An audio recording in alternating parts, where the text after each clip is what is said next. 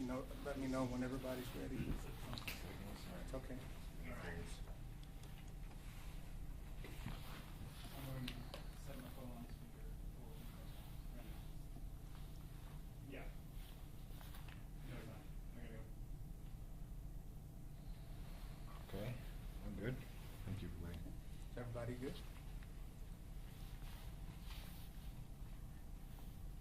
Okay, okay. Last evening, approximately 9:15 p.m., January the 19th, a call came into our dispatch center in reference to a residence in the South Valley where apparently there was a possibility of deceased parties in the home. The address was given out as 2806 Long Lane Southwest.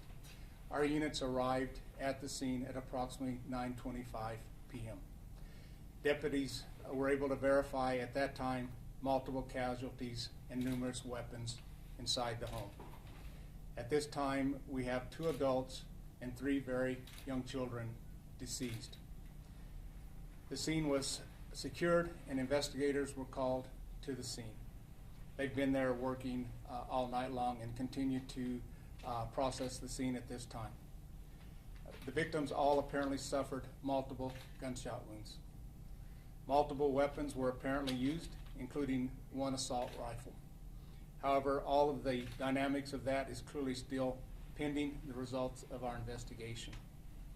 The identities of the victims have still clearly not been confirmed, so they will not be released at this time. We do have 1 juvenile in custody charged with 2 counts of murder and 3 counts of child abuse resulting in murder. Those charges were articulated for us with the assistance of the district attorney's office. And again, at this time, the investigation is ongoing and continues. I'll take any questions that you may have that I can answer. Who was the caller at 9:15 last night? Apparently a party that was called by the suspect. I don't know what the dynamics exactly of that relationship is. Did the suspect have any weapons on him when he was arrested? I'm not sure. Okay. Does anybody in the home have a criminal past? We are checking on that at this time. We have reason to believe that possibly, but it's not been confirmed. Okay. Has this house been the scene of any kind of call out before? No, not that we're aware of. Not at all. Nor are we aware of any criminal history of the suspect at this time. Can you just repeat the beginning where you said just kind of what time exactly it happened? And sorry, I That's okay. The call, I believe, came into dispatch at approximately 9:15 p.m. last night, which would have been the 19th of January. Our deputies arrived at 9:25, approximately a 10-minute delay before they arrived and verified that we did have victims inside the home. I've been down there with our investigators this morning. There's no other way to say it except that we have a horrific crime scene down there that we're working on, and it'll be intensive, and we'll work hard to do everything that needs to be done. Because of all that is involved, we will, and I'll tell you at this time, we will hold a follow-up news conference Tuesday morning at 10 o'clock and hopefully be able to be in a better position to be able to articulate and answer some of the other questions that I'm sure that you and our community will have. In the meantime, as soon as we do know that the appropriate family members have been notified after proper identification's been made, our PIO, Deputy Williamson, will also release that information to you. You said there were 3 young children. How young are we talking? Very young. Toddler? No, not that young. Okay, so elementary school age, you would say? Yes. And how many victims total again? There's 3 total? 5. There's 5, there's 3 young, and then there's 2 Adults. 2 adults.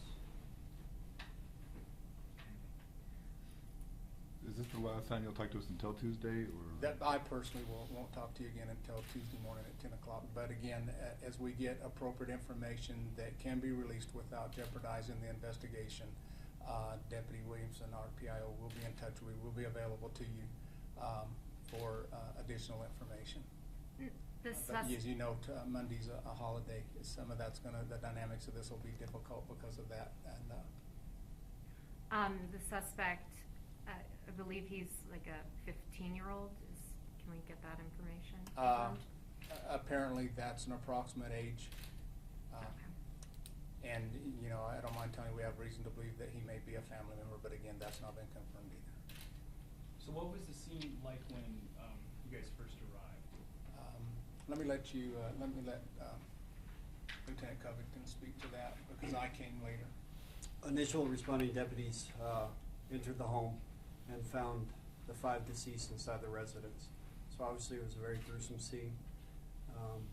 The scene is being processed at this time, so not much has changed other than us processing the scene for any type of evidence that might be pertinent to the investigation.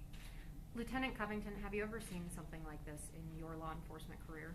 Every case is unique, so you know, I've been to homicide scenes. I've never seen a scene quite like this.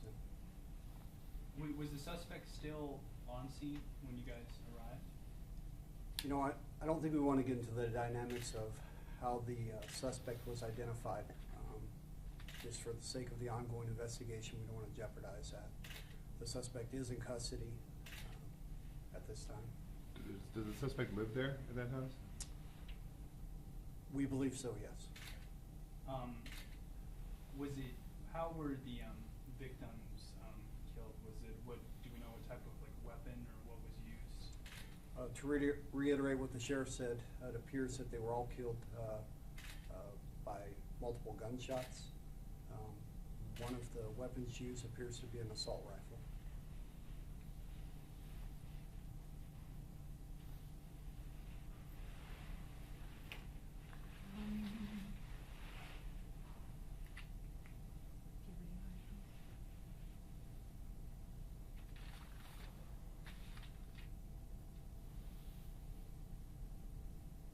Any other questions? Okay, so obviously, you know, from the Sheriff's Department, our thoughts and prayers go out to the extended family. It's going to be a very tough situation for many of them. We want to be considerate of them, be considerate of the fact that a lot of them may not even know yet or have any details themselves, and certainly want to process the scene, and I know our deputies will, in such a manner to reflect the professionalism and the work that they would expect. And so, thank you very much. Sorry, just one more. How long do you expect officers to be processing the scene? For sure throughout today, and possibly it could even go into some of tomorrow morning. Okay. It's going to be a tedious process. And is it just BCSO right now, or, I'm sorry, are other agencies assisting? The DA's office is assisting with the investigation as well as OMI. As far as law enforcement agencies specifically, BCSO is handling the case. Okay. Thank you very much.